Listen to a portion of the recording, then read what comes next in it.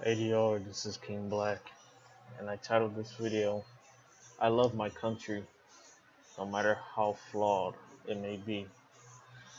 And where I'm coming at this from the perspective of a US Army veteran. I try to ignore all the PC BS that is so popular nowadays, all of this gender reassignment stuff, all of this craziness in the world that can go on, but people will just pick at it. No matter what I disagree with, I love my country. I serve my country proudly. And ever since I got out, I can say that being in the service, having served on active duty, gave me more of an appreciation of this country. Made me respect that flag that we see at baseball games, outside your post office, outside of hospitals. People have died, been wounded, have had other things happen to them, has destroyed friendships, relationships, marriages, all in service to this country. And it's hard to explain the intensity of loyalty to this nation to someone who hasn't served in the military. And although the military isn't perfect and there's a lot of politics and a lot of BS that happens in the military, I'm strictly speaking in terms of serving this country, to maintaining the freedoms that everyone enjoys today. Your right to say whatever you want, even though maybe mainstream may pick at you for it. You have the freedom to say it without being thrown in jail for hate speech or for talking to others negatively. We don't live in a regime, we live in a democracy. We live in a free society paid for by the blood and sacrifice of its citizens. And many times, and I have even seen people serve in the military who aren't necessarily US citizens yet, but because of their service, they will become naturalized citizens. I remember back when I was doing basic training, we had this specialist that came from Africa. And he had gone to medical school in Africa. And he was a cool dude, man. He was always squared away. He did things a lot better than what others in my platoon were doing. And I respect that, when you're willing to lay your life down for a nation, and in his case, it wasn't even his yet. That takes serious dedication. We are called the land of the free. And although people may argue, well, we're the land of the free, well, we have border walls down to Mexico and Canada. At the same time, it can't be a free-for-all. It's a free country, but, there's stipulations that have to come with that to ensure that our resources are not depleted immediately. I mean, we had an open border system. Let's say next year, over 100 million people will cross into the U.S. because there's no need for visas, there's no need for whatever. As long as you're on American soil, you're an American citizen. If that were true, and food prices will go up, food will become more scarce, water will become more scarce, housing density, there'll be more people per square mile, rent will go up. You have so many more people competing for what little jobs are opening up each month. Even though lately the U.S. has had record months of adding jobs. We're going to have all this stuff going on. So there are these protections in place to also help vet out some of the undesired elements of other populations. Anybody remember the movie Scarface? When they had the big, what do they call that? I don't even remember what it's called right now, but when Castro opened up the jails way back a couple of decades ago, and whoever wanted to go to the U.S., basically gave them a time frame to do so. That let a lot of criminals into the U.S. That helped expand the cocaine problem, that helped expand the drug empires, that helped expand the cartels here in the U.S.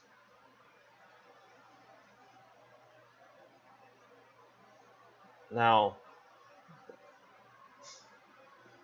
I don't get where all these PC problems are coming from, especially with all this racism claims and stuff. How do you expect to get rid of racism? It's an anecdotal problem. It's an individualized problem. Because as many people have been quick to point out, there's currently no legislation that is racist in intent. Meaning, like for example, welfare. Nowhere in the welfare program does it say in order to qualify, you have to be black and a single mother. It doesn't say that. It says, here's your income, and if you fall below it, you may qualify for welfare. So whether you're white, Chinese, Asian, Mexican, whatever race you are, you can qualify as long as you're below a certain income limit for your household. And as far as I know, I don't see anything like the pictures that I used to see in elementary school in my history textbooks of different sections in restaurants for the different races. You don't see signs anywhere anymore. At least I hope not. And if you do, I highly encourage you to get the word out there so it's changed. But I don't see Burger King having a white section only and a colored section. I don't see Buffalo Wild Wings having a section for this race and a section for that race. I don't see separate entrances. I don't see this race enters from the front, everybody else enters from the back. Like back before the Civil Rights Movement, where you see the pictures of white people going in the front of the restaurant. Then you will see other races in the back of the restaurant. Like they will have to go around the building, and they will have a separate entrance, and most likely close it off from the front. It wasn't glamorous, and they will have different restrooms for the different races. Thank goodness life isn't like that anymore. But people are trying to make it seem like it's like that anymore. And in the military, there is a lot of diversity in the military. I mean, heck, I remember back to basic, out of all the DIs, maybe for the 4 platoons, let's say there was 3 per platoon, there's 4 platoons. So out of the 12 DIs that were there during basic, maybe 2 were white. The rest were different races: Hispanic, Asian, and black. So who's a minority there? In my platoon, out of the 30 to 40 there was in my class, maybe 5 were white. The rest of the basic trainees were different races. Who's the minority? And the people of different races, they had varying ranks. I mean, you had people that were E1s, E2s, E3s, and E4s. So it disturbs me when I hear all this racism talk, and you can't completely eradicate racism no matter what you try, because each individual person has their own experiences with different people. The important thing is to make sure that the government does not enact laws biased towards one race. That's when you can call a country racist. But when it comes to business, when it comes to whatever else, government programs, for the most part, it's not race based.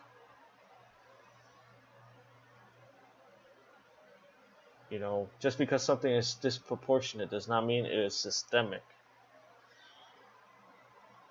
It is unfortunate when most of these TV programs and news programs, when they show the ghetto, they show the projects in different cities. Over 90% of the time, the people they choose to show are of the African American race. And that's unfortunate because when I was little, I was raised in the projects in southeastern VA, and there's all races there. And a matter of fact, in the projects it was like 50% Hispanic, 40% African American, and 10% white. So I think it's unfair that maybe African Americans are shown more than the other races. So it gives the impression that it's only happening to the African Americans. But I have seen many successful African Americans. Jay-Z isn't hurting, Lil Wayne isn't hurting, T.I. isn't hurting, DMX isn't hurting. They've all made their personal decisions, but Jay-Z and Beyonce, man, they're worth $1 billion. Then you have that guy from Shark Tank. You have a lot of successful entrepreneurs. The problem here is the culture. Whether it is seen as accepted to drop out of school, to hang out in the corner, and no one checks you on it, or your parents don't give you that motivation to stay in school. That's unfortunate, but that's not a systemic problem. Now, I do argue, and it is sad, that the education system in the poorer communities is of lower quality. But there have been success stories to come from those lower educational systems. There have been kids who have been accepted to Harvard, who have been accepted to Stanford from these lower income communities and these poor schools.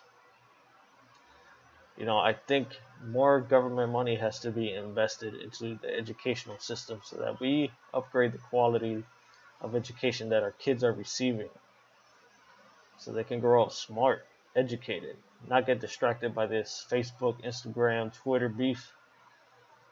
Not to say, why study, why bother studying? The whole world is against me because everybody's saying just because of my skin color, the whole world is against me. This isn't the 40s, the 50s anymore. This is, you can be who you want to be, especially with the invention of the internet. You can create your own brand now. How many Instagram models are freaking making hundreds of thousands of dollars a year selling pictures and modeling and all this stuff? You just gotta be hungry. You have to make the right choices. You have to understand that life is what you make it. Just because you have a record shouldn't stop you. There have been successful entrepreneurs who have records, but who have found a talent or something they can make money with and have opened their own businesses, legit businesses. If you're complaining you don't have the money, but you're out here buying Jordans, don't buy the Jordans, man. Buy yourself some Payless shoes and save that money you would have spent in the Jordans and put it in a savings account, put it in some stocks and bonds, put it to work for you, put it to the side. If you're spending every cent you got, of course you're not going to get any higher because you ain't got nothing to work with. But if you save yourself up a couple stacks and you start investing in it, or you invest in a project that you're passionate about, or you invest in yourself by improving a certain skill or taking a class to learn something new, you'll be surprised at how much higher you get with that little bit of money than if you just stood out in the corner with some Jordans and your little Gucci belt.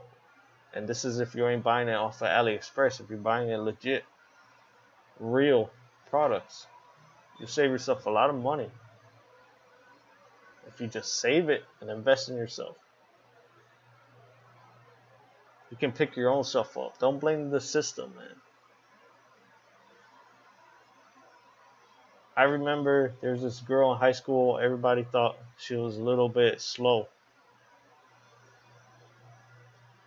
And as of now, she has a PhD and a master's. And she's making over $150,000 a year. This girl that I'm speaking of, she was like, nobody thought she was going to go far. But she made it herself. And the same people who thought she would go far are making less than her. 50, 60, 70, 30, 20,000 dollars a year or are unemployed. But she out here, she already owns her own practice as a psychiatrist, and she's already making over $100K a year. And this girl was one of those quote unquote ghetto girls, ghetto Puerto Rican girl. But yet, she made something of herself. Now she's married, she has a kid. They go on vacations all the freaking time. All the time on her Facebook, she's posting these vacations she's going on. So that's the kind of things you have to aspire to. You have to aspire for greatness. And the only one who can reach it is you. You can't rely on others all the time. You enter into business with a business partner, it may work out, it may not. People can seek to shut you out once things get successful and you get screwed. Anyways, I think I've ranted on long enough. Thanks for the ears to listen to what I have to say. I know that